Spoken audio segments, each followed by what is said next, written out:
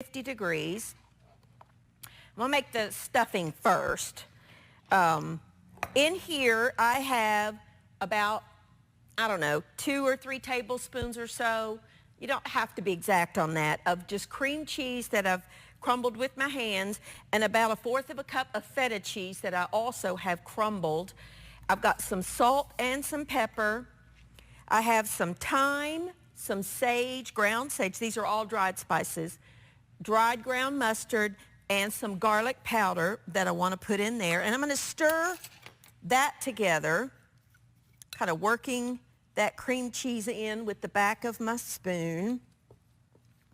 And then over here I have about a cup, or just like a box or a 10-ounce bag of frozen chopped spinach that I have thawed, and I have squeezed out the moisture. Very important that you, with your spinach, that you drain it and squeeze out. I've squeezed it, but there's still more moisture. Not a lot, because I've already squeezed this.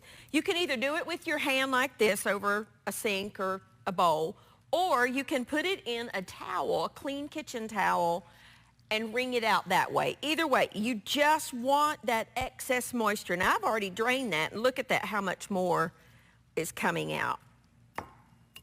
So we want to take that and just add that to our mixture. If you don't have frozen spinach, you could use fresh and just, you know, maybe saute it for a minute or steam it for just a second. Or really, you could probably even chop it up and add it raw, and it would cook in the oven. But I always just use frozen spinach. I think frozen spinach is one of the best bargains in the grocery store. And you want to stir all that together. That's going to be part of our stuffing.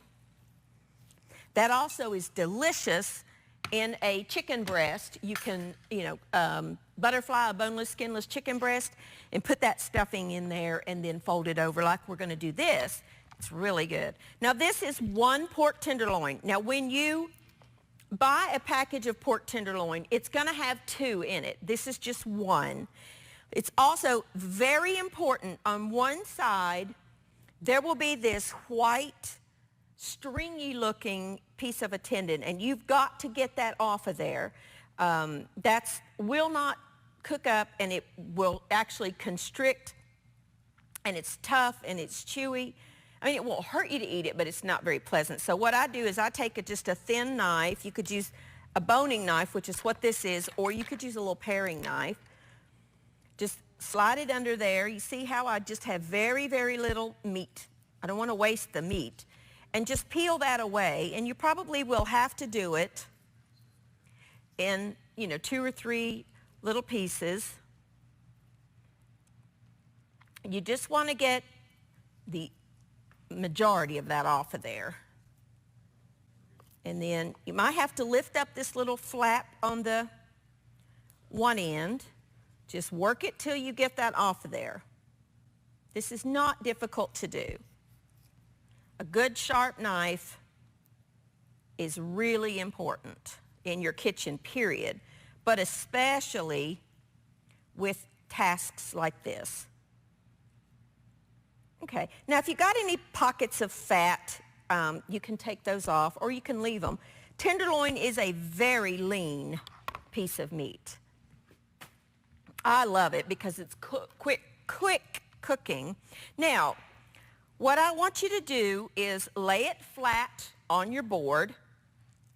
You're going to take that same knife and you're going to make an incision down the middle. You are not cutting all the way through. I work in just little bitty layers. And then this end is much thicker, so of course you're going to go deeper on this one end. You're just wanting to open that tenderloin, but don't cut all the way through. You're going to be approximately, maybe 1/4 of an inch in diameter, not in diameter, in thickness from the bottom. Then take a piece of plastic wrap, paper, something, whatever you have, and a meat mallet or a rolling pin, just something to pound this a little bit. You're doing two things here. You're creating an evenness in the tenderloin because this end is thicker than this end. And you're also making it a little bigger so you can hold more stuffing. And if you were doing this with chicken breast, you'd want to do the same process. Now, see how much bigger that is? That's the purpose of doing this. This did not touch the raw meat, but we want to discard that. Now, I want to take a little bit of salt, and I'm also going to drizzle just a little bit of olive oil because tenderloin is very lean. I'm going to preheat my skillet. We're going to roast this, but we're going to brown it first. Let's get that going. Then you're going to take some, this is prosciutto that you can buy in any grocery store now. If you don't have this, you don't have to put it in there. It just adds another layer of flavor. This is all about layering in those wonderful flavors. This is a very thin cut. Prosciutto will always be thin cut. It's an Italian ham, basically. It's delicious. You can eat it just like that. It's cured. But it is so, so good, and it adds a punch of flavor like nothing else, except maybe the next ingredient that we're going to put. Just want, I don't know, 3 or 4 pieces of prosciutto. Then we got some bacon, because again, the tenderloin is very lean and very, very mild flavored. We're going to roll this up, so you just want to make sure that all the little pieces have some bacon. Then we're going to take our spinach mixture and just put that on our tenderloin. Okay. Don't overstuff it. I might have made just a little too much stuffing. I could probably do 2 with this. Don't overstuff. And then what you want to do is take the tenderloin and just either roll it up or just fold it over, pushing all that stuffing back in. Now, if you have some kitchen twine or, butcher's twine, you could tie this. I don't have any here, but what I do have are toothpicks. So what I do is I start in the center and I just run my toothpicks through about every couple of inches, just enough to secure it. That's all you want to do is just fold that over to secure it.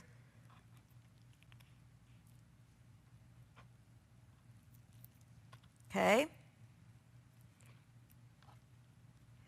That's all you want to, and this little tail end of it, I fold over and just run my toothpick through it because that's so thin that it will, or it could, I'm going to put another one over here.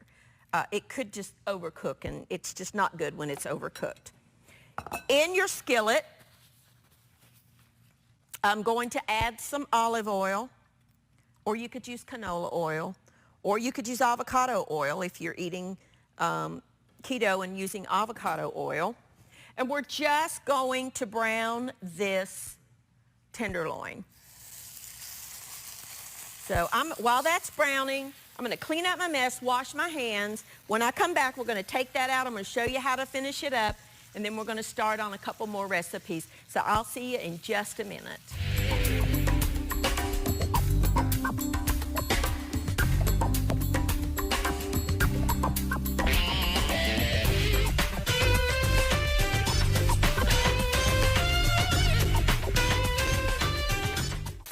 Alrighty, now all I did was turn that over with some tongs. I'm just browning it. Now I can only do it on 2 sides because of the toothpicks. But if you are using kitchen twine and you tie it, brown it on all 4 sides. And that's all we need to do. very hot. We're going to take that, put it on a baking sheet. Whew. And I'm going to drizzle it with a little more olive oil on the outside. Because again, this is a very lean cut of meat. And I'm going to pop it into a 350-degree oven for about 30 minutes or until the pork tenderloin is cooked through. It cooks very, very quickly. It doesn't take long at all. Let me wipe my grease splatters up. Messy, messy, messy. That's all right. Now, I love green bean casserole. You know, the one that we eat that traditionally is made with a cream of mushroom or cream of chicken or some kind of cream of soup. That has a lot of carbs, or can have a lot of carbs in it. So I'm going to do something a little different. This is about, I don't know, half a pound, 3/4 of a pound of fresh green beans. Now these are not like the half runners, the turkey crawls, the greasy beans that you have to cook for a while in the South. These are just fresh snap beans that we've washed, we've trimmed. Sometimes I leave them whole and sometimes I cut them in half. It just depends on my mood. You can do whatever you want to do with your green beans. If you're lucky enough to find the little haricots verts, which are the little French, very, very thin green beans, fantastic in this recipe.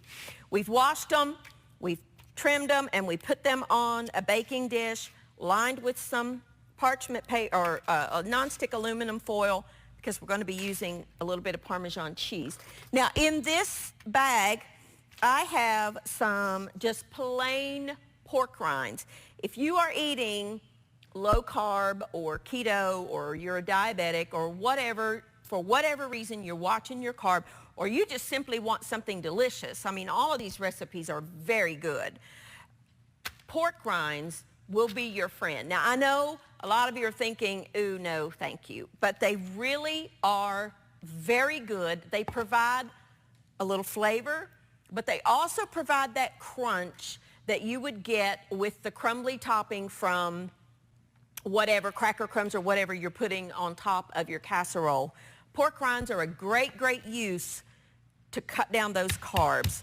And I just put a few in a bag, and I just take my meat mallet or a rolling pin or whatever you have, and I want to smash them into fine crumbs. What I sometimes do is take the bag of pork rinds, put them in my food processor or a really good blender like this one that'll chop things up, and just pulse them all up at once and then put them in an airtight container or a bag, and they're ready to go. You see how fine they become? That's exactly what you want. Now, I have in this bowl just a little bit, maybe half a cup, 3 tablespoons, whatever amount you want to use, of just shredded Parmesan cheese. I've got some salt and some pepper. I'm going to put these in that bowl with the other. Just going to stir that around. Clean hands are your best kitchen tools. Just stir that around. Now, the green beans I'm going to coat with a little bit, probably maybe a tablespoon of olive oil. You could use canola or vegetable. Place those in a single sheet, and I'm finding some we didn't break. All right, in a single layer. Then take your mixture and crumble it on top of your green beans.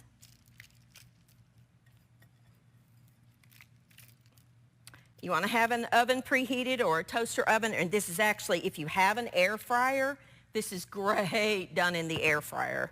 Delicious. Just put them in a single layer, the bottom of your air fryer. And I like to drizzle the breadcrumbs with just a little bit more olive oil. Now, I use olive oil in this because I like the flavor, but it's also a very heart-healthy oil. And then we're going to pop this in a 425-degree oven for about 15 to 20 minutes, or until the beans are, now they're not going to be mushy soft. They're still going to retain some crunch, which I like. And the topping will be golden and brown. That cheese will melt, and it will just be delicious. Let's get rid of this. And we're going to start on another dish that, you know, if you're watching your carbs, which is what this program is about, you know, one of the things that you really just have to give up or eat in a, you know, very, very rarely type thing is bread. Cheesy breadsticks dipped in a marinara sauce are delicious. So we're going to make some breadsticks, if you will, but we're going to use a little bit of different ingredients. So this is my new favorite blender, actually. I love this thing. And I have a head of cauliflower that has been washed and just broken into little cauliflowerettes. I'm actually going to cut this down just a little bit more. I'll just use the paring knife. And I'm going to just put it all in the blender. We're going to rice this, if you will. We're going to use, not that piece that fell in the floor. Well, I'm using a blender, but if you have a food processor that chops really good, you could use that. Let me cut this down just a little more. I don't think a paring knife is the knife of choice here, but that's all right. We will make it work. I use cauliflower in a lot of different recipes. And if you think you don't like cauliflower, try using it in a different way. Now, I love it just steamed. I love it raw. I love it roasted. But I find it makes a great addition to the recipes where you're trying to cut carbs. And, you know, it is now the in vegetable, of course, but I've always loved it. You want approximately, you know, I don't know, 3 or 4 cups or 1 regular head of cauliflower.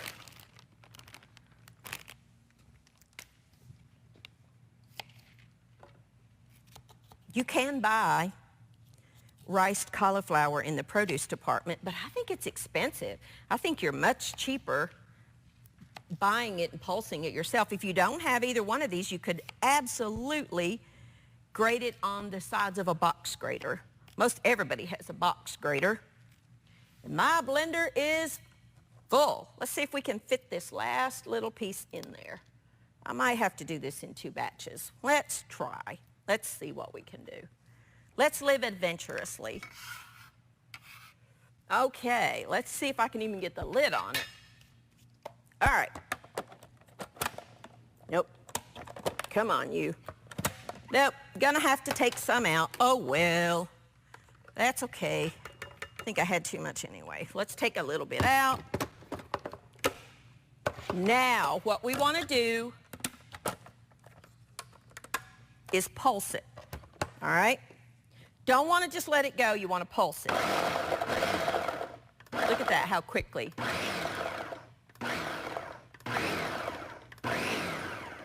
And I'll show you what size you want, all right? You want your pieces to be about like that. And instantly, you have grated cauliflower. Now, I'm going to just take a quick break, finish pulsing the rest of this up, and when I come back, I'm going to show you how to make your breadsticks. I'll be back in just a minute.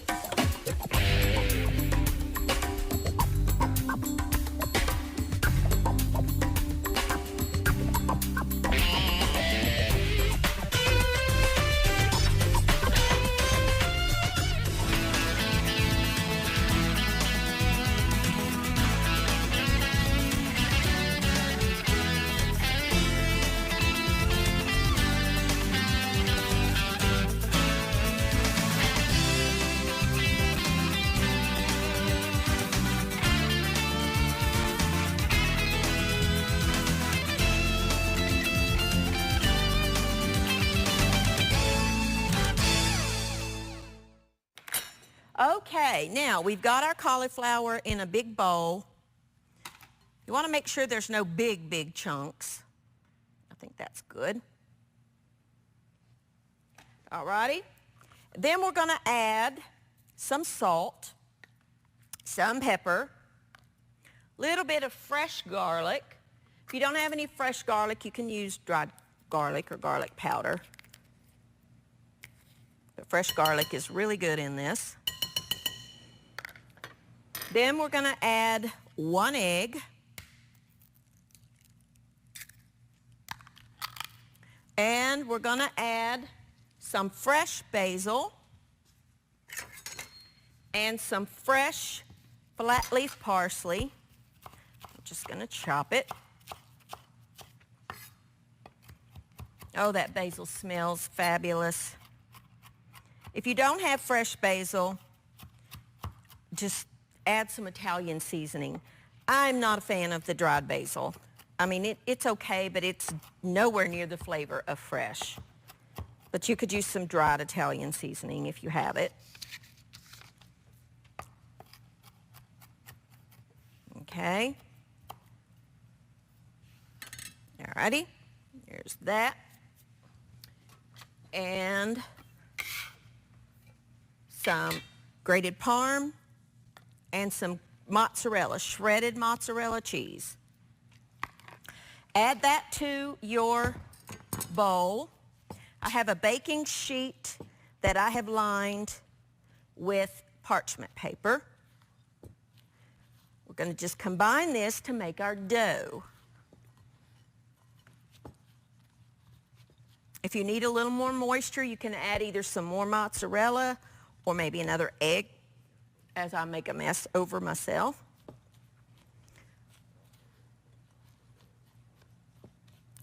Let's see where we are. I think I need another egg. That cauliflower head was huge. That was the biggest head of cauliflower. I actually didn't use all of it. Just saved some of it for another dish. I'm going to add 1 more egg to mine. If you need a little more moisture to hold it together, add another egg or some more mozzarella. Like I said, either one will work. The egg acts as a binder. That's much better. I'm just trying to incorporate all this together. And then what you're going to do is you're going to put it out onto that baking dish. Okay? And you're going to pat it out with your hands into a rectangle. Or circle if you want it. It doesn't matter. Whatever shape you like. I just, traditional breadsticks would be long and skinny there. So I'll just kind of do a rectangle. You want it to be about maybe 1/4 of an inch thick. All right. Then we're going to top it with some more shredded mozzarella cheese, because you got to have cheese on cheesy breadsticks. Just sprinkle that right over top of it. Put it in a 425-degree oven about 15 or 20 minutes or until it's golden and cooked through. I'm going to take a quick break, clean up. When I come back, show you how to finish this off with some sauce, and the rest of our food will be done. I'll be back in just a few minutes.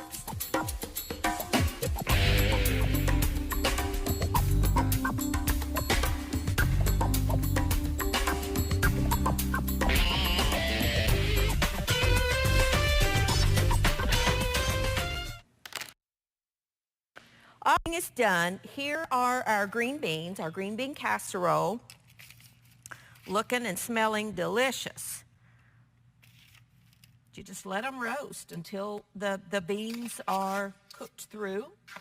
And then here is our pork tenderloin. Now, it's very important that when you take this out of the oven, and this is true for any meat, let it rest for just a few minutes, because you need those juices in the meat, and in this case the tenderloin, to redistribute back up into the meat. If you cut this immediately, all the natural juices from in this case the tenderloin, but any steak, roast, whatever it would be, are just going to run out. But if you let it set for a few minutes, you will have a much juicier product. Pull out the toothpicks or cut the strings if you're doing kitchen twine. And then just cut it. I like to kind of cut it on the bias. I think it just looks prettier. Cut yourself a couple of pieces of the best tasting. Oh, it's so good. You could use, instead of regular cream cheese, you could put some garlic and herb cream cheese, you know, those flavors that you can get in the grocery store. But there you go, a quick and easy and delicious, and might I add, very pretty meal that you can have any night of the week. It cooks very quickly. Now, here are our breadsticks that I just took out of the oven. These absolutely need to set for about 10 minutes probably before you want to cut them, because that cheese is soft and gooey and you need that cheese to kind of firm back up. So I'm not going to actually cut these because I literally just took them out of the oven. But you would just take a pizza cutter or a good sharp knife or whatever you've got and just cut those into sticks. Look how delicious that looks. And I would serve that with some just warmed marinara sauce that you can buy. On a low-carb note, make sure that you read the labels of your jarred pasta sauces because a lot of them have added sugar. There's a couple of brands that I really like that don't have any sugar added to them. And I mean, just read your labels. I like, for this particular type of recipe, I like a marinara. I don't want anything with a lot of chunks or vegetables or anything like that in it. But there you go, quick and easy low-carb breadsticks, a delicious stuffed pork tenderloin, and a wonderful green bean casserole, all low-carb, all healthy, all